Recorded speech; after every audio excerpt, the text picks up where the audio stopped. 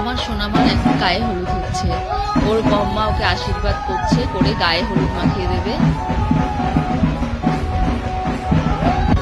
এটা ওর বম্মা হয়।